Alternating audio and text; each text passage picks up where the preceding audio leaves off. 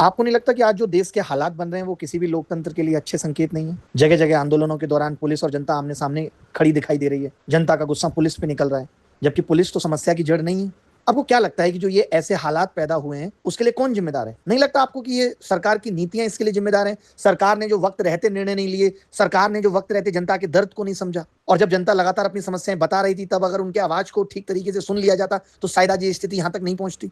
मैं इसके लिए मीडिया को भी जिम्मेदार ठहराता हूं कि मीडिया का काम था सरकार और जनता के बीच एक पुल बनने का, ताकि लोगों का दर्द, नाराजगी, फीडबैक सत्ता तक पहुंच सके। लेकिन मीडिया ने क्या किया? सिर्फ सरकार का गुणगान। 90% मीडिया सिर्फ सरकार की चाटुकारिता में मशगूल रही और सरकार को यह भ्रम हो गया कि सब कुछ ठीक चल रहा है। मैं कहता हूं अभी भी वक्त है कि सरकार को हर उस आंदोलन, हर उस आवाज को सीरियसली लेना चाहिए जहां जनता अपना दर्द व्यक्त कर रही है। कानून बना देना पर्याप्त नहीं है, उससे भी अधिक जरूरी है जनता में वो भरोसा पैदा करना कि सरकार उनकी बात सुन रही है, सरकार उनके लिए है, सरकार उनके समाधान के लिए प्रतिबद्ध है और सरकार समयबद्ध कार्रवाई करेगी। पेपर लीक के मुद्दे पे भी यही हुआ। लंबे आंदोलन, भारी विरोध, और फिर उसके बाद जब जनता का दबाव आया तब जाकर एक कानून आया और प्रधानमंत्री जी ने भरोसा दिलाया कि सरकार पेपर लीक रोकने के लिए प्रयास कर रही है। अब इस भरोसे को जमीन पर उतारने की जरूरत है। लेकिन मैं फिर से एक चीज कहना चाहता हूं कि अगर बार बार विवाद में रही ब्लैक लिस्टेड बैन कंपनियों को परीक्षा कराने के ठेके मिलते रहेंगे तो पेपर लीक नहीं रुकेगा। कठोर कानून बना दिया आपने, अच्छी बात है, लेकिन वो पेपर लीक हो जाने के बाद की कार्रवाई है। सवाल अभी भी वही है कि पेपर लीक होने से पहले उसे रोका कैसे जाए। अगर केवल सजा देने से या बड़ी सजा देने से अपराध रुक जाते तो हर गली चौराहे पे पुलिस, सीसीटीवी, सिक्योरिटी चेक की जरूरत नहीं पड़ती।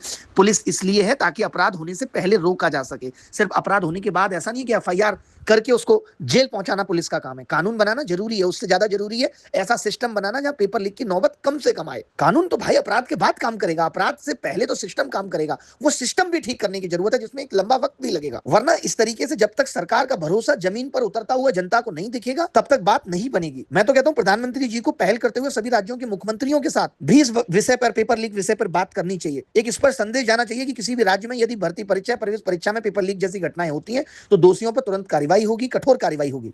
केंद्र और राज्य दोनों मिलकर ऐसी घटनाओं को रोकने में पूरी जिम्मेदारी निभाएं, तब जाकर के ये जनता का या युवाओं का गुस्सा शांत होगा। आप देखें तो ट्रांसपेरेंसी नहीं है एग्जाम में, कोई जवाबदेही नहीं है। जैसा ये रिजल्ट जारी कर देंगे ऐसा लगता है कि इसको मानना हमारी मजबूरी है। टेक्नोलॉजी की बात करते हैं, डिजिटल इंडिया की बात करते हैं, और यहां हर पेपर में, पेपर के रिजल्ट में कुछ ना कुछ खामियां हैं। जब तक जनता को ये महसूस नहीं होगा कि सरकार केवल बयानबाजी कर रही है, उनकी पीड़ा को नहीं समझ रही है, तब तक लोगों का गुस्सा कम नहीं होगा। विश्वास तभी लौटेगा, लोकतंत्र तभी मजबूत होगा जब सरकार ठीक तरीके से इन सब चीजों पे लगातार बराबर संज्ञान लेते हुए युवाओं को संदेश भी जारी करे और युवाओं को दिखे भी कि जमीनी स्तर पे सरकार उनके लिए सोच रही है।